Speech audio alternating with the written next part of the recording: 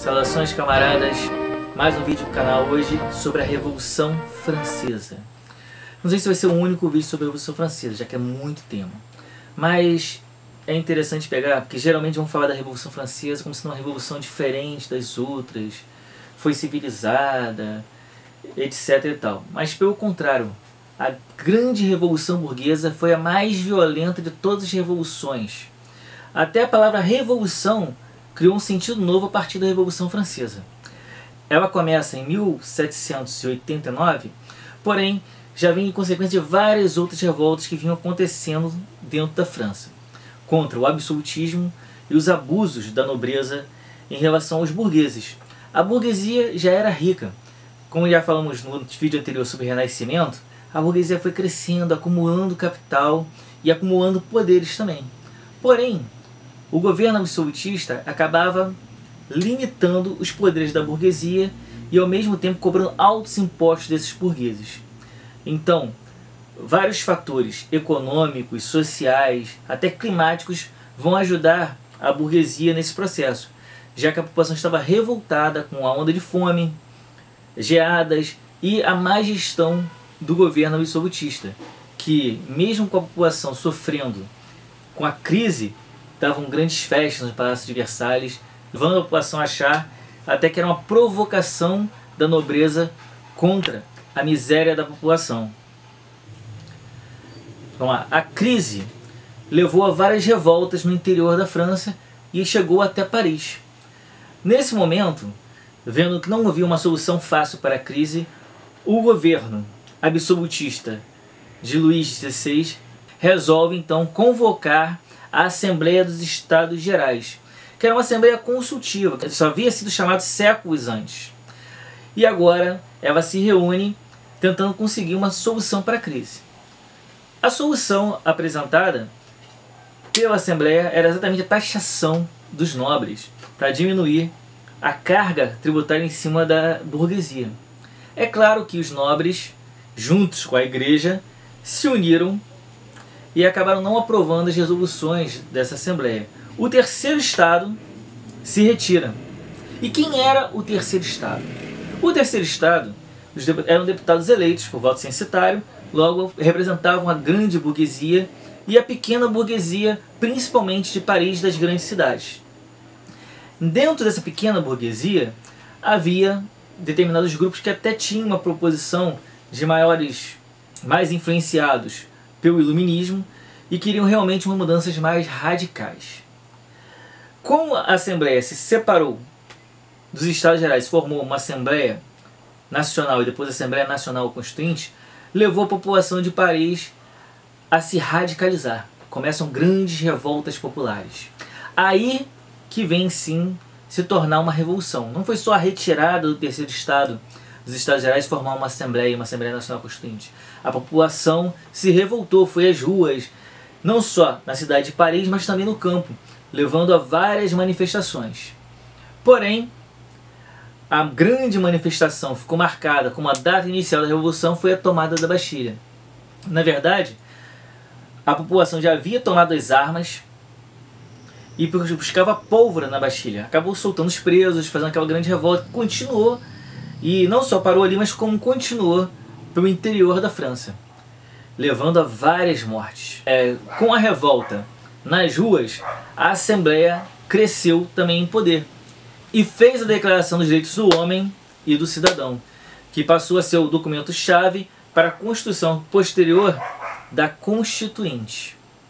Entretanto, apesar de ter sido aprovado a Declaração do Homem e do Cidadão, Olympe de Gouges, que redigiu a Declaração dos Direitos da Mulher e da Cidadã, foi decapitada pela Revolução, na época do terror de Robespierre.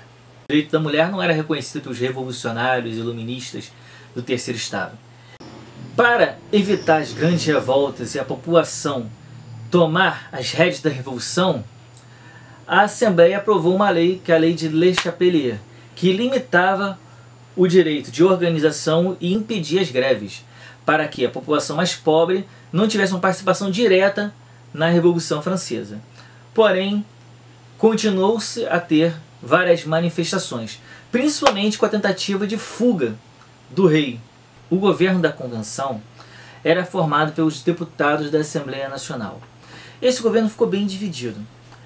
Um grupo dos girondinos, que era representante da grande burguesia, e o grupo da pequena burguesia, que eram os jacobinos. A ideia de política atual surge daí, na qual a mesa se dividia na esquerda os jacobinos e na direita os girondinos. Enquanto os girondinos eram conservadores, no sentido de querer manter os privilégios que eles já tinham conseguido pelo seu status de riqueza, os jacobinos queriam uma radicalização da revolução. E havia até grupos ainda mais radicais que os jacobinos, como exemplo os Cordeliers, os Hebertistas, que queriam também uma certa igualdade social. Tanto que os Hebertistas são o primeiro grupo a ser eliminado pela Revolução.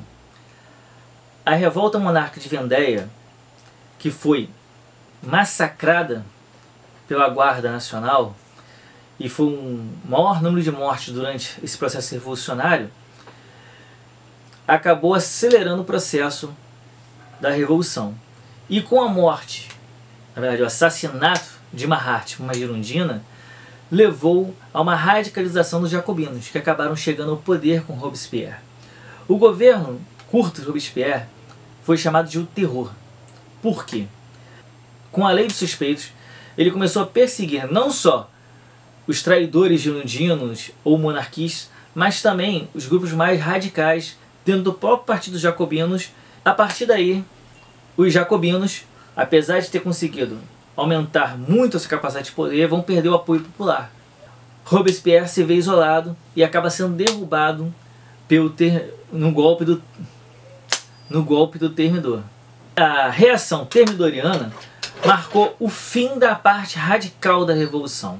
Se o terror jacobino conseguiu eliminar boa parte de seus inimigos, também eliminou o apoio popular, já que os líderes radicais que levavam à frente as massas populares acabaram mortos na guilhotina de Robespierre. Robespierre então acaba sendo envenenado com o próprio veneno, sendo derrotado pela reação termidoriana, na qual recolocou os girondinos que haviam sobrevivido aos massacres anteriores no poder e fazendo um governo do diretório. Apesar que o governo do diretório não ser popular, começou a haver uma nova forma de tentar manter a burguesia no poder sem ter que voltar atrás à monarquia. Aí, mais um golpe. No caso, o golpe de 18 de maio de Napoleão. Mas o que é importante frisar nessa questão é todo esse movimento da burguesia para a conquista do poder e como usou as massas populares para conseguir esses objetivos. No momento em que as massas crescem dentro do movimento, suas asas são cortadas. As massas vão ter suas asas cortadas lá no início da Revolução, na Le Chapelier, e durante o terror, que por mais se fala que os jacobinos eram radicais, eles na verdade eram radicais dentro do limite de uma revolução burguesa. A ideia de uma igualdade social, de dar terras aos camponeses e fim dos privilégios para todos, na verdade era a conquista dos privilégios da burguesia. A partir daquele momento não haveria mais os privilégios da nobreza e passaria a ter os privilégios somente comprados com o dinheiro. A burguesia se tornou soberana. E, como Robespierre se mostrou impopular, acabou perdendo poder para o diretório. Como o diretório também era fraco, não tinha apoio das massas populares, teve que surgir uma nova forma de dominação burguesa, que aí vai ser o golpe, que vai vir com o golpe de Bonaparte e o bonapartismo. O bonapartismo é exatamente uma saída que a burguesia teve, trazendo de volta as massas através da figura de um herói nacional. Não mais as massas teriam acesso ao poder. A Comuna de Paris de 1792, em que os próprios sans-culottes, junto com os jacobinos, conseguiram ter um certo poder na cidade de Paris, vai deixar de existir essa ideia de descentralização do poder. Tanto que nas primeiras medidas da reação termidoriana foi acabar com o voto direto. A partir daquele momento voltou o seu voto censitário e a burguesia conseguiu se estabilizar. A partir do momento em que a burguesia se estabiliza no poder, ela deixa de ser revolucionária. Napoleão vai cumprir esse papel de estabilizar o poder e retirar das massas esse papel revolucionário. Agora não, as massas estão fora. Tudo vai ser regulado através da lei, de um novo tipo de Estado.